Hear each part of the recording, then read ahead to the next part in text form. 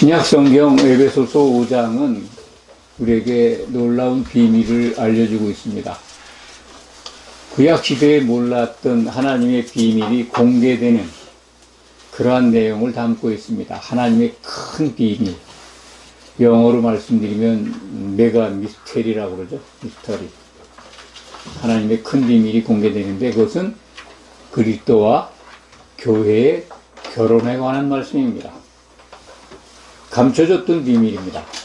이 말씀은 창세기 2장 24절에 아담과 하와를 한 몸으로 하나 되게 하시겠다고 하는 하나님의 의지를 천명하셨는데 그것과 같은 내용입니다. 오늘 우리가 읽은 에베소서 5장 18절부터 21절 말씀은 성령의 충만함을 알게 하는 성령 충만의 로드맵 같은 그런 말씀입니다. 행동 요령이라고 성령 충만을 위해서 성령 충만을 지속시키기 위해서는 이런 행동들을 이러한 행위들을 이러한 믿음의 태도를 가져야 한다 하는 것을 가르쳐주는 말씀입니다. 우리가 예배에 많은 부분을 적용하고 있습니다. 그런데 성령 충만한 교회가 이 말씀대로 이루어지고 있는가 하는 걸 한번 짚어볼 필요가 있습니다. 왜 충만한 교회가 없을까? 왜 안 될까? 다른 분들은 충만한데요? 라고 반문을 하실 수 있습니다. 그런데 교회에 나타나는 성령이 우리들에게 보여주는 성령의 열매가 그렇게 발견되지 않는 거 보면 충만함이 지속되는 것 같지는 않습니다. 예배 속에 이 내용들을 보면 찬송하죠. 그리고 찬송하면서 서로 화답하고 또 교회는 새 계명을 가지고 복종 서로 그걸 지켜야 된다고 가르칩니다. 그리고 무엇보다도 그리스도의 이름으로 기도와 감사를 참 많이 합니다. 그 내용이 오늘 18절부터 21절 사이에 들어있습니다. 그런 것들을 반복해서 예배할 적마다 모여서 하는데 그게 성령 충만의 로드맵인데 왜 충만한 성령의 열매는 맺지 못하고 있는가? 그런 거를 참 개인적으로도 교회적으로도 많은 분들이 생각을 하고 의아해하고 또 그것이 이루어지지 않는 것에 대해서 고민하기도 할 겁니다. 누구나 다 성령 충만하기를 원합니다. 성령 충만을 원하지 않는 믿는 자들이 있습니까? 적어도 예수 그리스도를 믿는 성도들이라면. 성경은 성령 충만을 하기 위해서 이렇게 하라고 일러주는 반면에 성령이 소멸할 수 있다는 걸 또 일러주는 그런 말씀도 있습니다. 그것이 신약성경의 사도들이 교회에 주신 말씀 중에 근심 어린 말씀은 다 거기에 해당되는 말씀이라고 이해하시면 되는데 성령을 소멸하지 말아라 라고 명령하고 있는 신약성경의 말씀이 있습니다. 그것이 데살로니가전서 5장 19절입니다. 데살로니가 교회는요, 그 당시에, 초대교회 당시에, 사도들이 살아서 복음을 전할 당시에 가장 성령이 충만한 교회였습니다. 칭찬만 받는 교회예요. 거기에는 참, 성도들이 너무 그 성령 충만한 가운데 신앙생활을 하니까 사도 바울이 모든 교회에는 다 책망을 하고 근심 걱정스러운 이 교훈을 주시는데 데살로니가 전서에 보면 다 칭찬이에요. 그런데 그 교회에다가 주신 말씀 속에는 성령을 소멸하지 마라. 성령이 소멸해 갈 수 있다는 겁니다. 한번 성령 받으면 그걸로 끝이라고 하는 정말 전통적인 교리에 의해서 성경을 대하고 또 믿음 생활을 한다면 이것을 오늘 말씀을 듣는 여러분들이라도 성령이 소멸해 갈 수 있구나 하는 걸 깨닫고 성령 충만의 로드맵, 또 그거 이전에 우리가 해야 될 일이 뭔가를 좀 마음에 담기 바랍니다. 그래서 믿음의 태도가 바뀌길 바랍니다. 성령 충만을 위해서 성령은 받았죠. 예수 그리스도의 이름을 부르면서 교회에 들어와 계십니다. 그럼 물 세례 받으면 성령 세례 받는다고 하시는데 그건 아닙니다. 이 거듭나는 과정을 은혜로 거듭나는 거니까요. 거듭나서 이 교회의 지체가 돼야 성령을 받습니다. 성령을 받았는데 그 성령 세례가 지속돼야 됩니다. 그게 충만한 상태의 유지거든요. 그렇다면 성령 충만과 그 유지가 얼마나 중요한지를 우리는 알아야 합니다.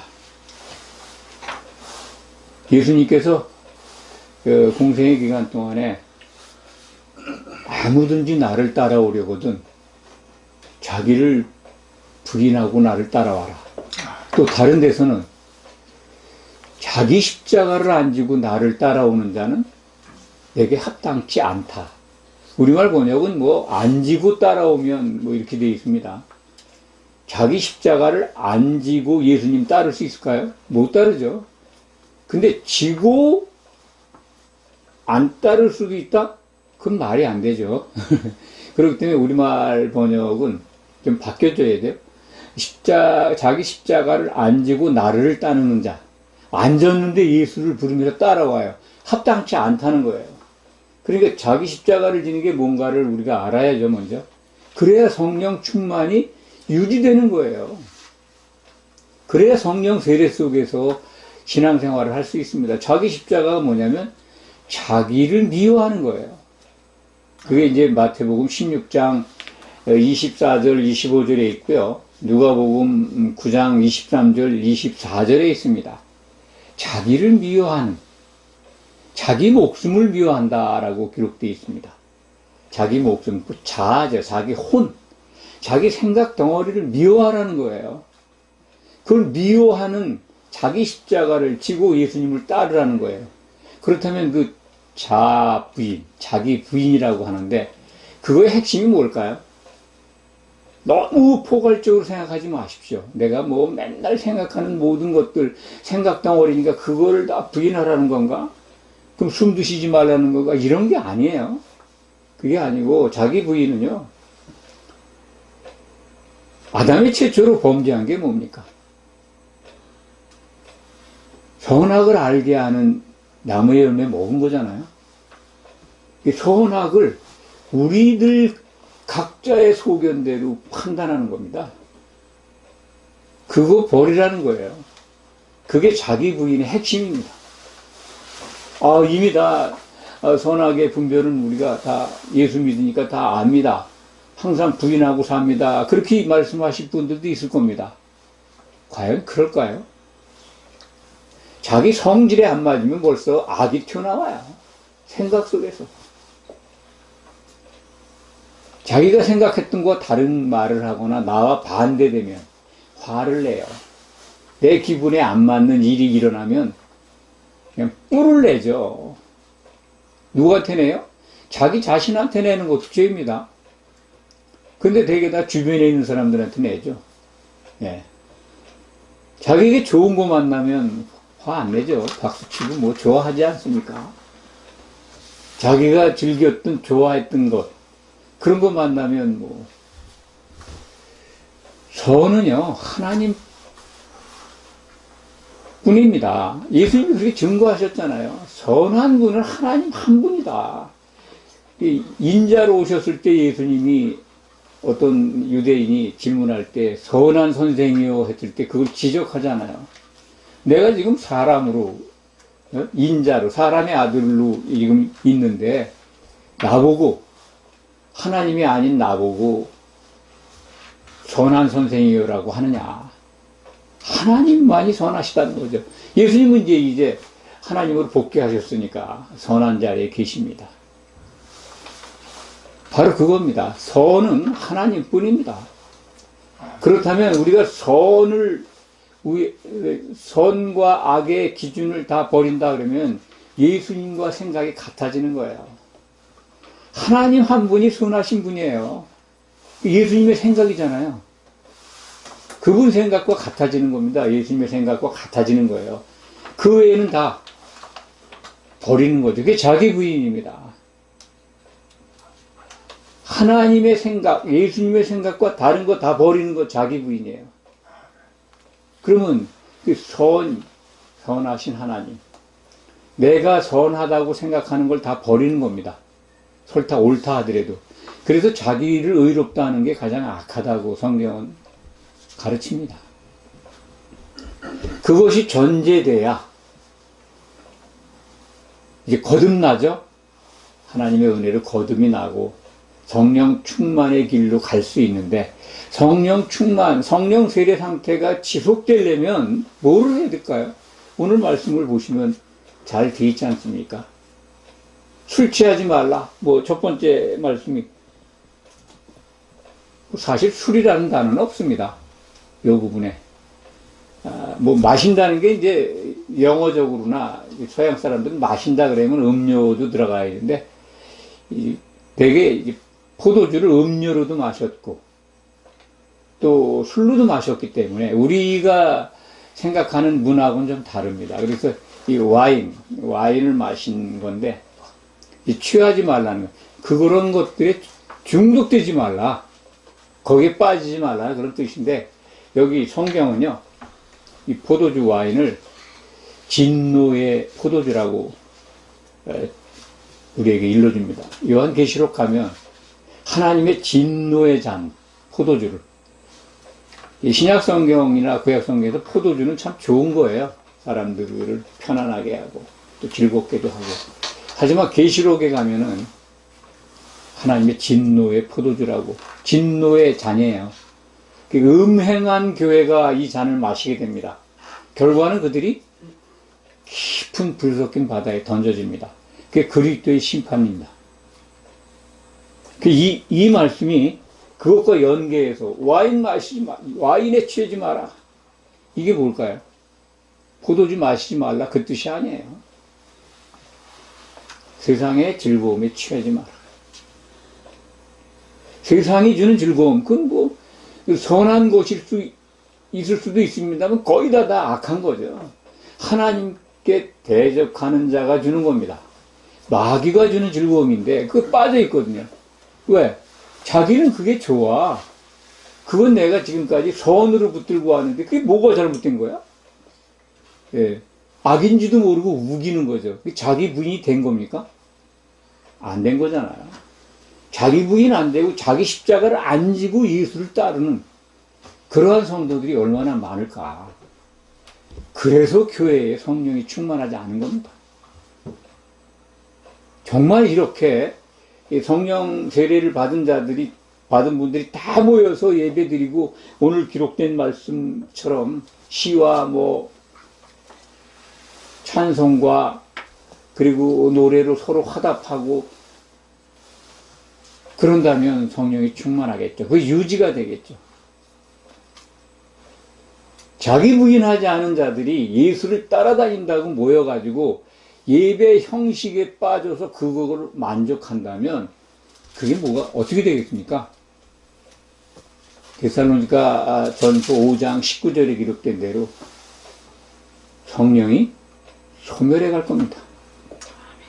성령 충만한 무슨 모양이 보이질 않는데 소멸해 가고 있는 거죠. 이유는 자기 부인 안 한 자들이 자기 십자가 안 지고 따라간다고 우겨가면서 교회에 모여서 주일 성수한다고, 주일만 지키면 그 주 모든 믿음 생활 끝. 하나님이 나를 기뻐 받으셨을 거야. 그렇게 인정하는 거죠. 성경은요, 그런 자들, 음행한다고 그래요, 음행한다고. 예수님이 가장 싫어하고, 미워하고, 절대 해서는 안 된다고 강조하신 게 뭔지 아십니까? 교회의 음행입니다. 계시록까지 안 가도요, 예수님의 설교 내용 속에 그게 담겨 있습니다. 누구든지 음행한 연고 외에는 자기 아내를 버리면 간음이라는 거죠. 그 예수님의 결혼관이에요. 그분은 결혼 안 오실 거예요. 교회와. 그런 게 우리들에게 주신 말씀이기도 하지만 예수님의 의지의 천명입니다. 그게. 나는 절대로 너희가 음행하지 않는 한 버리지 않을 거야. 약속을 지킬 거야. 그 말씀이에요. 가장 증오하고 미워하는 게 음행인데 교회가 그냥 빨개 먹고 지금 음행하고 있어요. 세상의 즐거움을 다 갖다 끄집어 들여가지고 예배 시간에 그냥 유행가로 채우는 교회도 있다면서요. 대중가요로. 예배 시간에 성경과 다른 거 가르치면서 이게 하나님의 말씀이라고 우기는 설교자들도 많습니다. 그리스도의 심판대에서 어떤 모습을 만나겠습니까? 다 예수 믿었는데요. 성령이 소멸해가는 내용이 마태복음 25장 열처녀의 비유 말씀 속에 있습니다. 지혜로운 처녀는 등과 기름을 들고 있습니다. 기름을 준비했죠. 그래서 기름이 안 꺼져가요. 미련한 처녀들은 등은 들고 있는데 기름이 꺼져간다고 이렇게 있어요. 꺼져간다는 단어가야 소멸한다는 단어하고 또 동일어입니다. 동일어. 데살로니가 교회 보낸 편지 속에 성령 소멸하지 말라고 하는 그 소멸이라는 단어와 마태복음 25장 미련한 처녀들의 그 등불이 꺼져간다고 꺼달라고 그러잖아요. 꺼달라고. 꺼져간다는 게 소멸해 간다는 거예요. 성령이 소멸해가는 줄도 모르고 들고 있어요. 그러한 자들이 그리스도의 심판대에서 어떻게 되겠습니까? 혼인만찬 문이 닫혀버려요.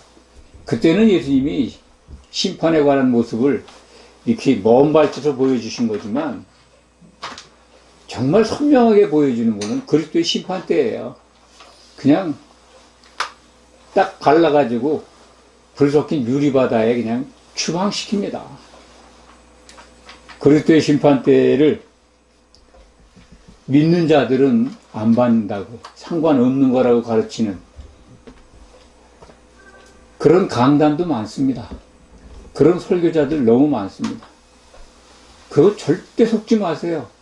안 믿는 자들이 심판받는다고 그건 안 믿는 자들에 대한 심판이라고 예수님은 안 믿는 자들 세상 밖의 사람들에게 대해서 말씀하신 적이 없어요.